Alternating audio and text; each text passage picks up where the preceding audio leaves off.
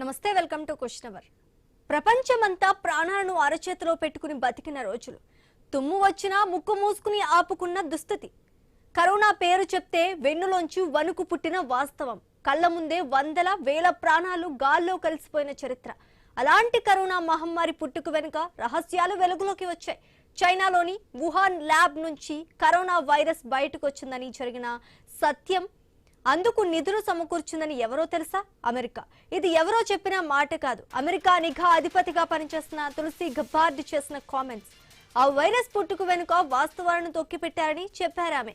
నాటి అధ్యక్షుడు Joe Biden కు ప్రధాన వైద్య సలహాదారుడుగా పనిచేస్తున్న యాంటోనీ ఫౌచి ఈ కుట్ర వెనుక సూత్రధారిగా తేల్చేశారు. తన చివరి పని రోజున తులసి గబ్బార్డ్ ఈ కరోనా మహమ్మారి వెనుక అసలు నిజాలను బయటపెట్టారు.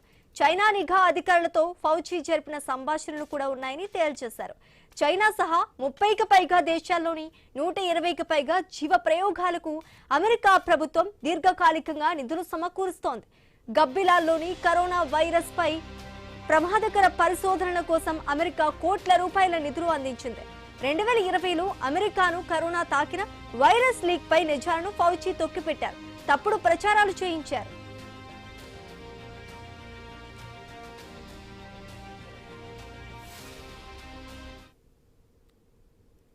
ఇక ఇదే టాపిక్ పై పూర్తి డిస్కషన్ మా కొలీగ్ వంశీ అందిస్తారు. వంశీ.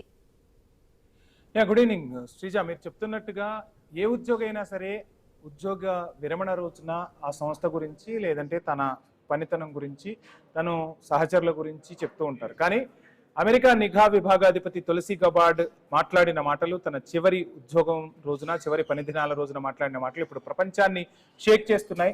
సో కరోనా మహమ్మారి ప్రపంచాన్ని ఎంత అల్లాడించిందో ఈరోజు తులసి గబార్డ్ మాట్లాడిన మాటలు కూడా అదే విధంగా షేక్ చేస్తున్న పరిస్థితి. సో నిన్న మొన్నటి వరకు వుహాన్ ల్యాబ్ నుంచి వైరస్ పుట్టింది, దీని వెనక చైనా కుట్ర ఉంది అంటే ఆ కుట్ర వెనక అమెరికా నిధులు దాగున్నాయనేది ఈరోజు బహిరంగ రహస్యం అయిపోయింది. ఆ వ్యాఖ్యలు చెప్పింది ఎవరో కాదు, అమెరికా నిఘా విభాగ అధిపతి అయినటువంటి తులసి గబార్డ్ చేసిన సంచలన వ్యాఖ్యలు ఇప్పుడు ప్రపంచాన్ని షేక్ చేస్తున్నాయని చెప్పుకోవాలి. సో నిధులు సమకూర్చారు. 30కి పైగా దేశాల్లో దగ్గరగా 120కి పైగా ప్రయోగశాలల్లో ఈ వైరస్ కి సంబంధించి ప్రయోగాలు జరిగాయనేది మాత్రం బట్టబయలైపోయింది.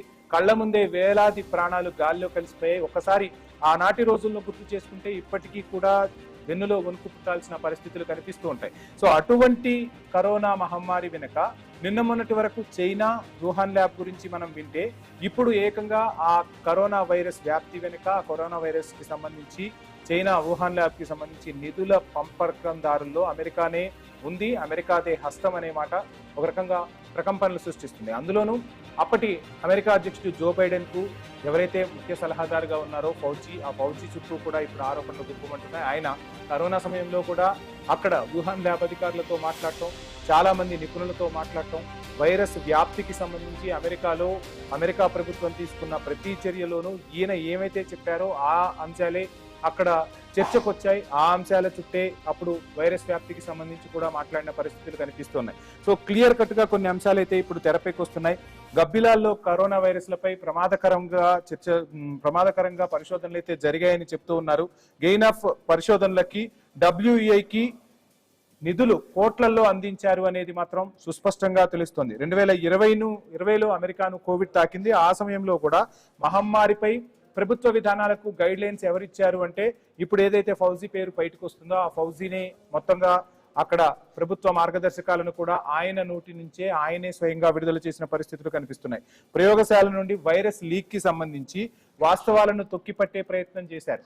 సో మొత్తం ప్రపంచమంతా చైనాను నిందించింది, కానీ ఆ చైనా వెనక అమెరికా ఉంది అనేది మాత్రం తులసి గబార్డ్ చెప్పిన వ్యాఖ్యలతో ఒక్కసారిగా ప్రపంచం నివ్వెరపోతుంది. సో దీనికి అమెరికా ఏం ఆన్సర్ చేయబోతుంది అనేది కూడా వేచి చూడాల్సి ఉంటుంది. అమెరికానే ఇంకా చైనాపై పన్నులు విధించాలి, ఇటువంటి మహమ్మారిని ప్రపంచంపై వదిలారు అని చెప్పి కూడా అమెరికా నుంచి అప్పుడు చాలా మాటలు విన్నాం.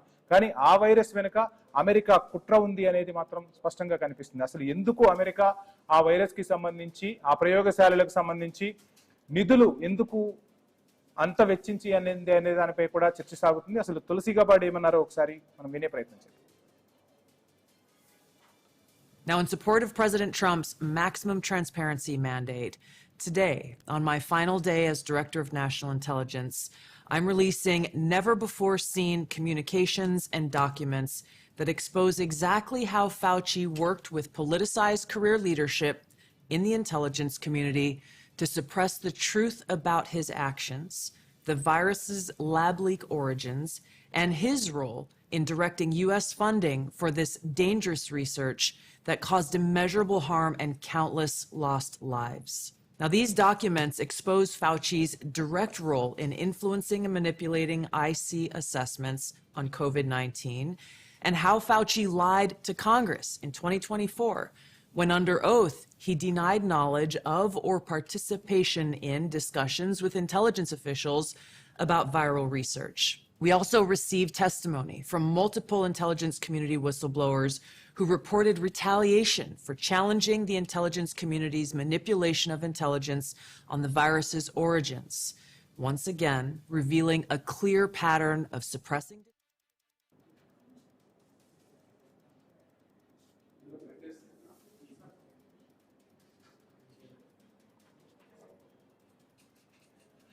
రైట్. తులసి గబాడ్ ఏం మాట్లాడారో విన్నాం. సో ఆ వ్యాఖ్యలు ఇప్పుడు ఒక అమెరికానే కాదు ప్రపంచాన్ని షేక్ చేస్తున్నాయి. నిన్న మొన్నటి వరకు ఆ వైరస్ భూతానికి సంబంధించి ప్రతి చర్య కూడా చైనానే అని చెప్పిన అమెరికా ద్వంద్వ వైఖరి ఏదైతే ఉందో ఆ వైఖరి అనేది ఇప్పుడు ప్రపంచం ముందు బట్టబయలైంది. మరి దీనికి అమెరికా ఏం ఆన్సర్ చేస్తుంది?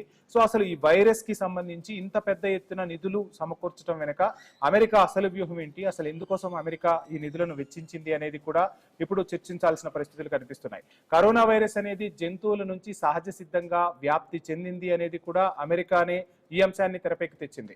అందులోనూ అప్పటి అధ్యక్షుడు జో బైడెన్ ఎవరైతే ఉన్నారో జో బైడెన్ కు ముఖ్య సలహాదారుగా ఉన్నటువంటి ఫౌసీ నుంచే ఈ నిధులనేవి అక్కడికి వెళ్ళాయి.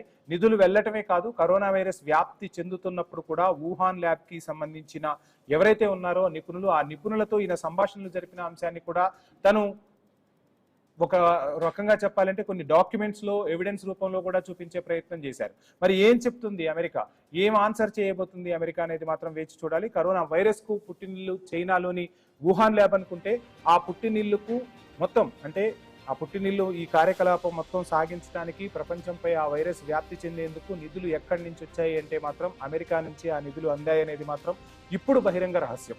అసలు ఎన్ని రోజులు మాట్లాడని తులసి గబాడ్ ఈ అంశం గురించి ఇప్పుడు ఎందుకు మాట్లాడాల్సి వచ్చింది, ఇంత సంచలన విషయాలను ఆమె ఎందుకు బయట పెట్టాల్సి వచ్చింది అనే దానిపైన కూడా పెద్ద ఎత్తున చర్చ అయితే సాగుతుంది. కరోనా వైరస్ లీక్ వెనక వాస్తవాలను తొక్కిపెట్టారు ఫౌచి. ఖచ్చితంగా ఒక ఇన్ఫర్మేషన్ తెలిసినప్పుడు ఆయన ప్రపంచానికి తెలియజేయాల్సి ఉంటుంది.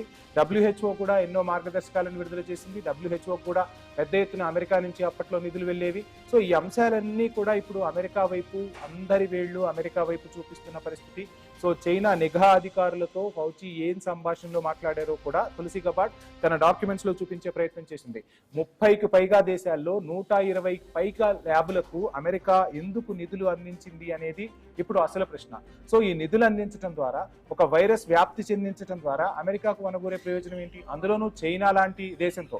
సో రెండు కూడా సూపర్ పవర్ గా ఎదగాలనుకుంటున్న దేశాలు. సో ఆ సూపర్ పవర్ గా ఎదగాలనుకుంటున్న దేశాలు ఎందుకు ఇద్దరు కలిసి ఈ అంశాలను తెరపైకి తీసుకొచ్చారనేది కూడా చర్చకు వస్తూ ఉంది. రకరకాల అంశాల చుట్టూ ఈ కరోనా నిజాలు అనేవి ఇప్పుడు ప్రజలు చర్చించుకుంటూ ఉన్నారు.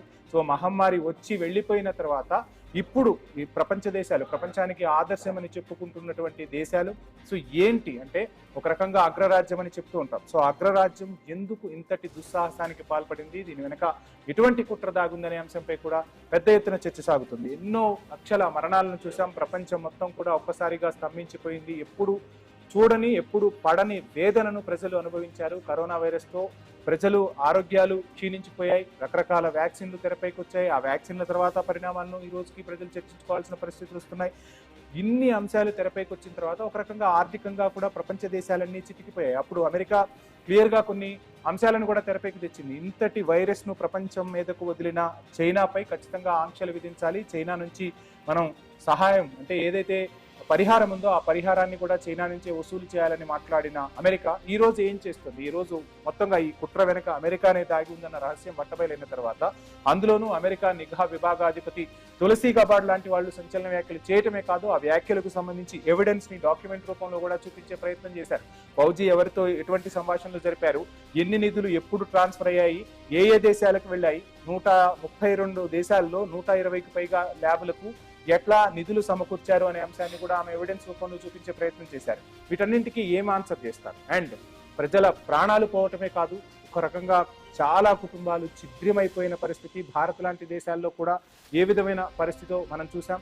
సో ఒకరితో ఒకరు మాట్లాడాలన్నా కానీ భయపడిన పరిస్థితులను ప్రపంచం చూసింది. సో ఇంట్లో సొంత వాళ్ళ కడసారి చూపుకు నోచుకొని కుటుంబాలు కూడా ఎన్నో ఉన్నాయి. సో ఇటువంటి వైరస్ను ప్రపంచంపై వదలటం ద్వారా అమెరికాకు ఎటువంటి లాభం చేకూరింది, చైనాకు ఎటువంటి లాభం చేకూరింది, అసలు ఎందుకోసం ఈ వైరస్ను వ్యాప్తి చెందించాలి అనేది మాత్రం ఒక రకంగా రహస్య ఛేదన అయితే కొనసాగుతుంది. ప్రపంచ దేశాలన్నీ కూడా ఈ అంశంపై ఇప్పుడు చర్చించుకుంటున్న పరిస్థితి అయితే క్లియర్గా కనిపిస్తుంది. కరోనా పేరు వింటేనే వైరస్లు, ఆ తర్వాత వచ్చిన వర్షన్లు, ఆ తర్వాత వచ్చిన వ్యాక్సిన్లు, వీటన్నింటి గురించి కూడా నిత్యం ప్రజల్లో చర్చ సాగుతోంది. కరోనా అనే పేరు వినపడితేనే జనాలు జడుచుకున్న పరిస్థితులు కనిపిస్తున్నాయి.